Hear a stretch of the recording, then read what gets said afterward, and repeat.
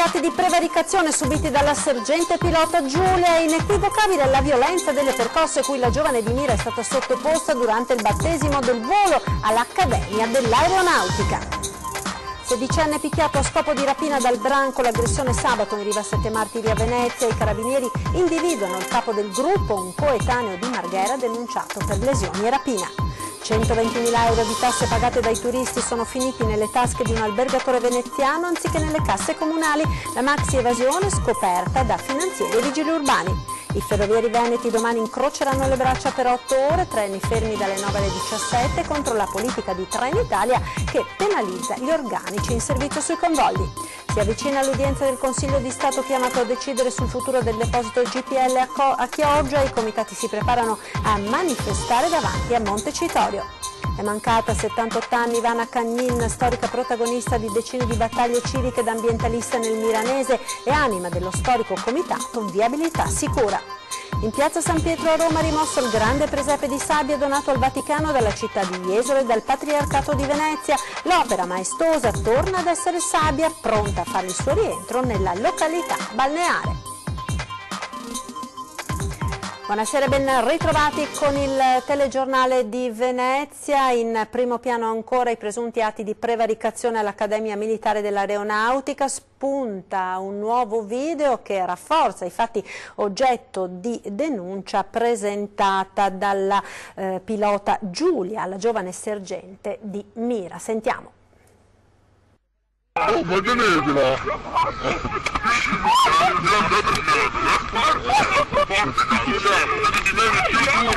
Come nella migliore tradizione del peggior nonnismo da caserma, arriva un momento in cui qualcuno ti invita a subire senza protestare, altrimenti gli atti di sottomissione proseguono e si fanno più severi.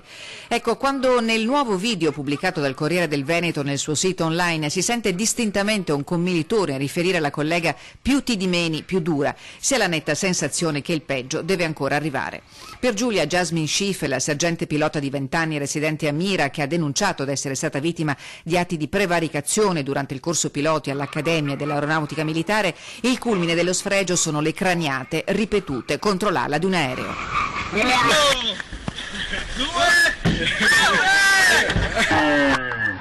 Il rumore sordo della testa sbattuta ripetutamente contro quella parte dell'aereo è il momento più drammatico del battesimo del volo. Normalmente pare che il rituale si risolva in un bagno in fontana, una goliardata assolutamente innocua, dice l'ex capo di Stato Maggiore dell'Aeronautica Leonardo Trecarico. In questo video però, che nella versione originale dura più di 6 minuti, non c'è traccia alcuna di pratiche innocue. Questo video consegna una realtà completamente diversa e per certi versi raccapricciante, a partire dalle percosse inferte alla giovane sergente con un frustino, verosimilmente il ramo di un albero.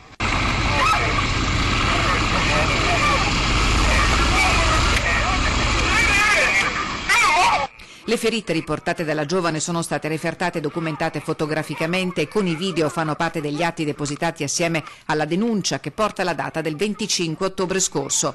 Oggi si viene a sapere che 20 giorni prima pure l'Aeronautica Militare aveva segnalato i fatti all'autorità giudiziaria. Per più di qualcuno un modo forse per spegnere sul nascere una bomba che oggi non si può più disinnescare.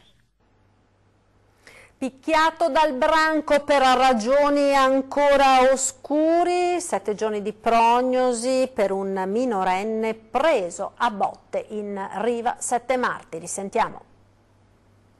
Aveva raggiunto i giardini della Marinaressa per incontrare alcuni coetanei che di punto in bianco sono diventati suoi aguzzini.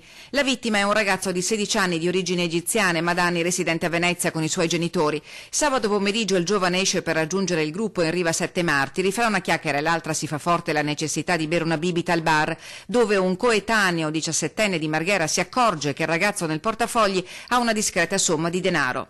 La tentazione di impossessarsi di quei soldi, una 60 di euro in tutto, diventa irrefrenabile per il 17enne che fuori dal locale riesce a condurre in disparte il ragazzino, a scaraventarlo per terra e a colpirlo a calci e pugni per farsi consegnare il denaro.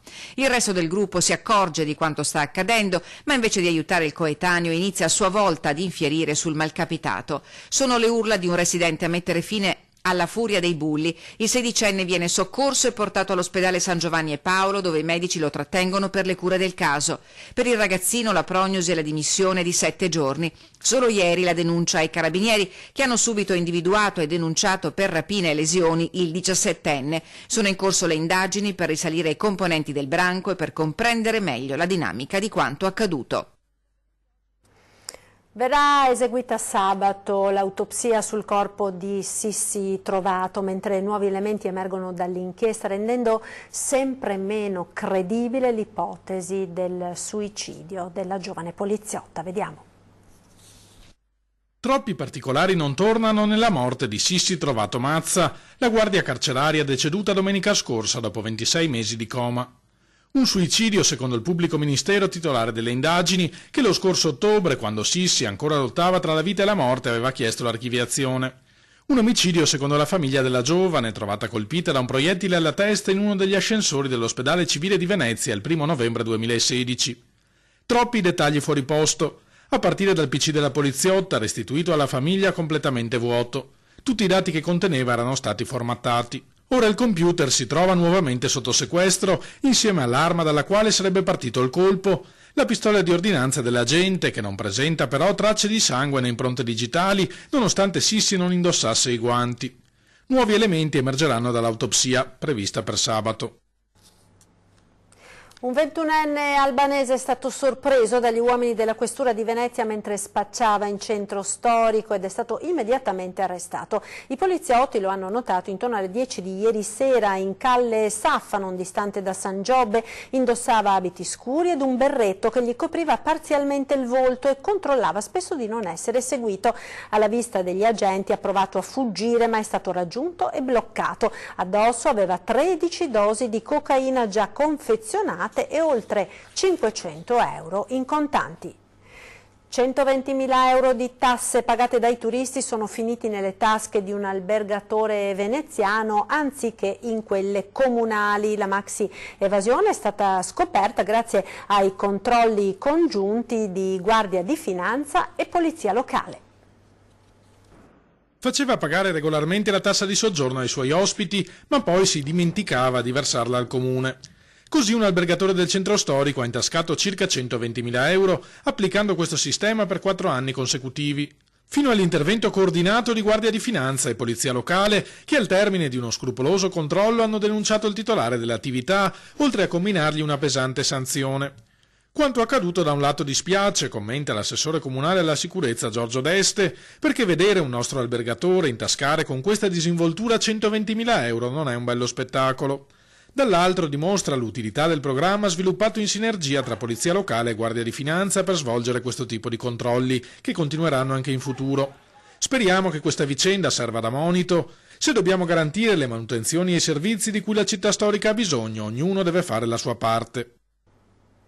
Parliamo ora di trasporto ferroviario, perché quella di domani si prevede sarà una giornata di disagi, soprattutto per i pendolari, a causa dello sciopero di 8 ore indetto da CGIL, CISL, UIL e UGL. Sentiamo. La rivendicazione è importante, è una rivendicazione di lavoro e di qualità di lavoro nel territorio. CGIL con CISL, UIL e UGL hanno proclamato uno sciopero di 8 ore per la giornata di domani. Incroceranno le braccia ai ferrovieri che protestano contro il nuovo corso intrapreso da Trenitalia nella gestione del personale. Hanno lasciato a casa dei ragazzi che avevano un contratto a tempo determinato. Questi lavoratori sono rimasti a casa e rimangono le carenze strutturali per ciò che riguarda gli organici. Un modo, sostengono i sindacati, per aggirare la carenza di risorse ricorrendo a lavoratori con contratto di somministrazione, perciò non dipendenti di Trenitalia, mentre l'obiettivo è quello di mantenere livelli occupazionali e competenza nel territorio. Preoccupazione viene espressa per l'assunzione di lavoratori a tempo determinato da destinare ai team di assistenza a bordo dei convogli. Un'attività che non è stata concordata con il sindacato, ma che ci siamo trovati e che l'organizzazione di Trenitalia ha deciso di mettere in piedi. E poi ci sono i problemi denunciati da tempo che riguardano la logistica. Noi abbiamo dei problemi relativi a mancanza di risposte anche sui siti industriali, sia di Mestre, di Verona, e coinvolgono tutto il Veneto. Non abbiamo più un impianto di riferimento per ciò che riguarda la lunga percorrenza di Trenitalia sul Veneto. Migliori condizioni di lavoro, migliore servizio per gli utenti dei treni, la stragrande maggioranza dei quali sono studenti e lavoratori. Per ridurre al minimo i disagi, lo sciopero domani inizierà alle 9.01 e si protrarrà fino alle 16.59. A Chioggia ora per parlare della costruzione dell'impianto GPL. Dopo il pronunciamento del Ministero dello Sviluppo Economico, il governo viene chiamato ad assumere una posizione forte contro il progetto, sul cui futuro pende un pronunciamento del Consiglio di Stato atteso per il prossimo 24 gennaio. I comitati dei cittadini di Chioggia sono sul piede di guerra. Il 24 gennaio manifesteranno davanti a Montecitorio per l'ultimo disperato tentativo di fermare l'impianto di stoccaggio di GPL contro il quale la settimana scorsa hanno espresso la loro contrarietà ai Ministeri dello Sviluppo Economico, dei Trasporti e dei Beni e Attività Culturali. Ma pure se la presa di posizione di parte dell'esecutivo nazionale appare chiara e inequivocabile, nelle ultime ore l'ex sindaco di Chioggia Giuseppe Casson, i parlamentari veneti Felice Casson e Nicola Pellicani hanno alzato la voce proprio contro il governo, intimandogli di dire una volta per tutte da quale parte sta. Non possiamo continuare con la politica degli annunci, perché ci sono gli annunci da parte dei ministri, del ministro Di Maio, del ministro Bonisoli, del ministro Toninelli, che annunciano di voler fermare l'impianto GPL. Poi ci sono gli atti, le carte che parlano.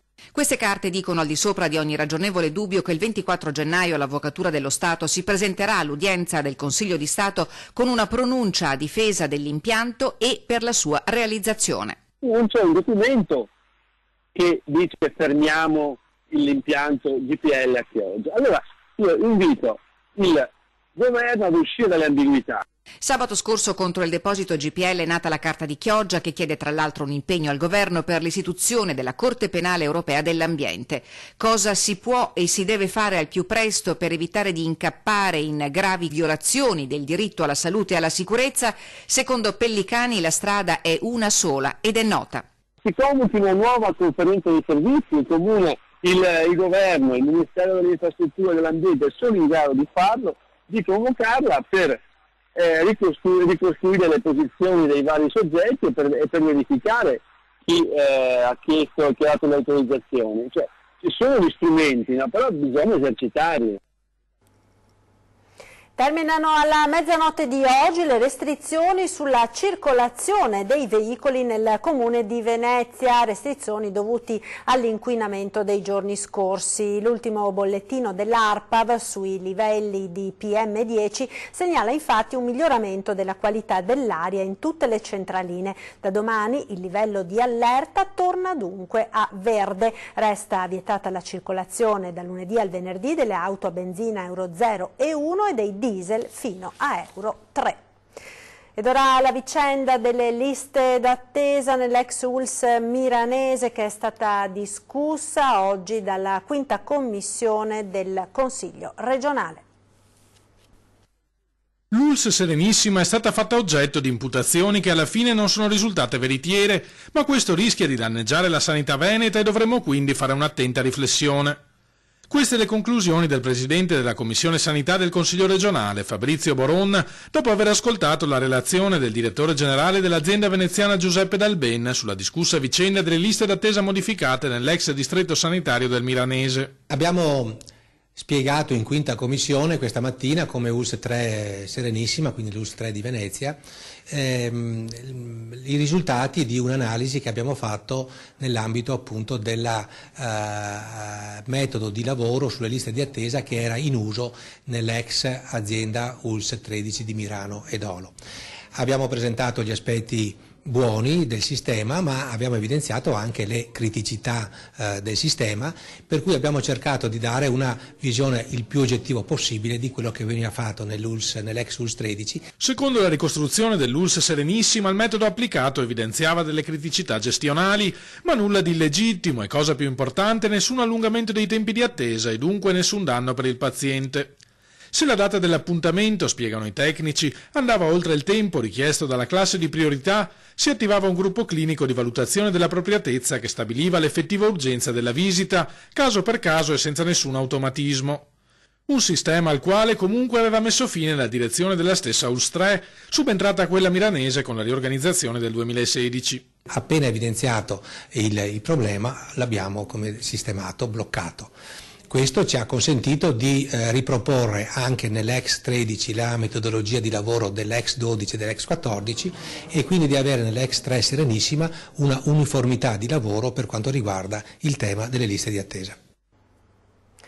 È mancata a 78 anni Ivana Cagnin, storica protagonista di decine di battaglie civiche ed ambientaliste nel Milanese. Non ho certo più l'età di vedermi poter crescere un albero al punto di poter fermare questo inquinamento, però sono contenta di portarlo avanti per quello che sono i nostri futuro, cioè i nostri figli, i nostri giovani. Ce lo aveva confessato nemmeno 2 mesi fa. Quegli alberi piantati lungo il passante non avrebbe avuto il tempo di vederli crescere. Una consapevolezza che non ha tolto il sorriso a Ivana Cagnin, spentasi ieri a 78 anni nella sua Scaltenigo. Perché la battaglia che questa gentile e determinata signora ha combattuto per tutta la vita era per il futuro dell'intera comunità. Insegnare la cultura dell'ambiente, del verde, che è la nostra vita, che è la nostra salute. Anima dello storico comitato Viabilità Sicura, da lei fondato e presieduto per 25 anni, è stata protagonista di innumerevoli iniziative per migliorare la vita dei suoi concittadini, dai percorsi ciclopedonali al verde pubblico ai servizi di vicinato. Semi piantati nel tempo che solo recentemente avevano cominciato a dare i loro frutti, prima con il progetto di mitigazione ambientale del passante verde e poi con l'annuncio della nuova pista ciclabile in via Scaltenigo. A darle la notizia ai primi di gennaio era stata la sindaca di Milano Maria Rosa Pavanello. Adesso, aveva risposto Ivana con semplicità, posso anche morire felice. Penso ai nostri figli, ai nostri nipoti, quanto sia importante per loro questa protezione dalle polveri sottili, dal PM10. Ci fermiamo ora per la pubblicità, restate con noi, tra pochissimo parleremo di Europa in vista delle prossime elezioni europee con il filosofo Massimo Cacciari.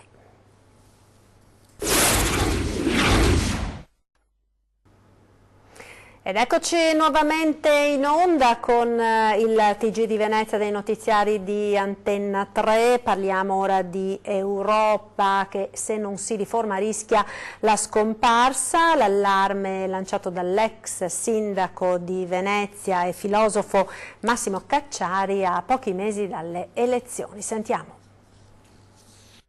Nessuno è così pazzo di puntare alla dissoluzione dell'Europa, ma ci possono essere dei meccanismi, innescarsi dei meccanismi che portano a questo esito anche se nessuno lo vuole, perché se l'Europa non si riforma, se non si riformano le politiche europee, le istituzioni europee, lo sfascio progredirà.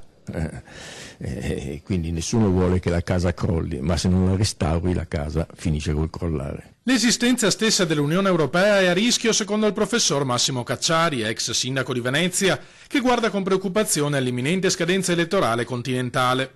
Nel mirino le forze che chiama populiste. Neppure loro vogliono la dissoluzione dell'Europa, concede, ma purtroppo è uno degli esiti possibili se vinceranno le elezioni e poi imploderanno sotto il peso delle loro contraddizioni. Che le forze nazionaliste si possano coordinare per politiche di solidarietà è una contraddizione in termini. Le forze nazionalistiche ognuna punterà a portare a casa per sé il più possibile e quindi si scatenerà una competizione tra staterelli che porterà i più deboli, soprattutto tra di loro, alla rovina. Per evitare un simile epilogo, sostiene Cacciari, è necessario che le forze riformiste riescano a far comprendere ai cittadini che dalla distruzione dell'Europa avrebbero solo da rimetterci. Cercare di far capire alla gente che il suo interesse, l'Unione Politica Europea, il suo interesse dei giovani per le politiche di formazione, interesse di tutti per le politiche di welfare e interesse di tutti per le politiche dell'immigrazione, dell'integrazione, deve esserci una grande Europa. A Scorzè, ora con il prossimo servizio, Scorzè dove inizia il piano di riqualificazione urbana con nuovi importanti novità. Sentiamo. Al via i lavori di demolizione dell'edificio Ribaciami Alfredo all'incrocio con la chiesa di Scorzè, un momento che i cittadini attendono da 40 anni. Ed è il primo passo per la riqualificazione di tutta un'area che sta proprio in centro del paese e che è fatta di edifici fatiscenti, vecchi, brutti, e che i proprietari finalmente hanno avuto voglia, coraggio e a questo va loro dato un plauso di buttare giù e di cominciare un'avventura nella ricostruzione del centro del paese. Una vicenda che si è trascinata per decenni, ma che ora, anche nel contesto dell'apertura della 515 che farà deviare il traffico pesante e l'apertura di una nuova scuola elementare, prende finalmente vita. Sorgerà un complesso residenziale e commerciale direzionale con degli spazi pubblici interessanti, delle piccole piazzette, un edificio a mo' di torre anche, perché bisogna andare anche in altezza per consumare meno suolo, quindi c'è tutta una serie di cose innovative che stanno venendo avanti e che riqualificheranno fortemente il centro del paese. L'idea è quella di dare un progetto che sia dal punto di vista urbanistico valido e quindi dia un qualcosa che Scorzè non ha mai avuto a livello urbanistico e anche dal punto di vista estetico. È stato rimosso in queste ore da Piazza San Pietro a Roma il grande presepe di sabbia donato al Vaticano dalla città di Jesolo e dal Patriarcato di Venezia per le feste natalizie, un'opera maestosa che ora torna ad essere sabbia, pronta a fare il suo rientro nella località balneare. Sono orgoglioso, ha commentato il governatore veneto Luca Zaia, che migliaia e migliaia di pellegrini affluiti a Roma per le festività abbiano potuto ammirare questa creazione artistica ed apprezzarla. Da parte mia, conclude il governatore, ricorderò a lungo l'emozione di inaugurare questo presepe lo scorso 8 dicembre. Ed era questa l'ultima notizia da Venezia per questa sera. Io vi ringrazio per essere stati con noi. Vi ricordo tra poco l'appuntamento subito dopo il TG di Treviso con 20 e 10. Ospiti in studio per Giorgio Palladini ed Andrea Altinier. Si parlerà di fake news. Ed ora, come sempre, uno sguardo alle previsioni del tempo per la giornata di domani. Arrivederci.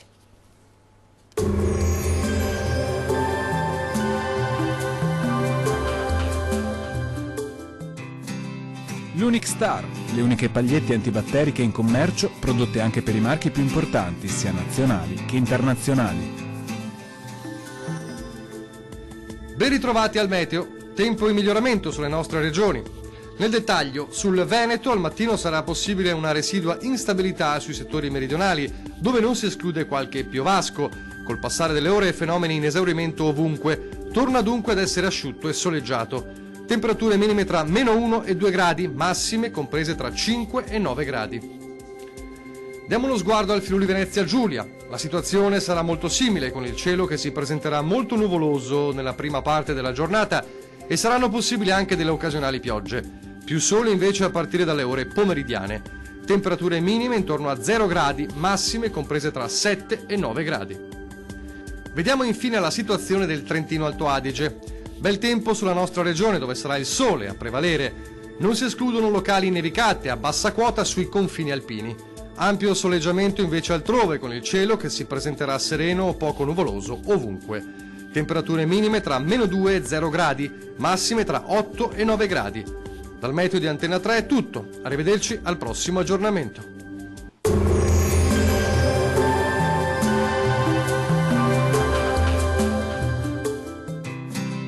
L'Unic Star, le uniche pagliette antibatteriche in commercio, prodotte anche per i marchi più importanti, sia nazionali che internazionali.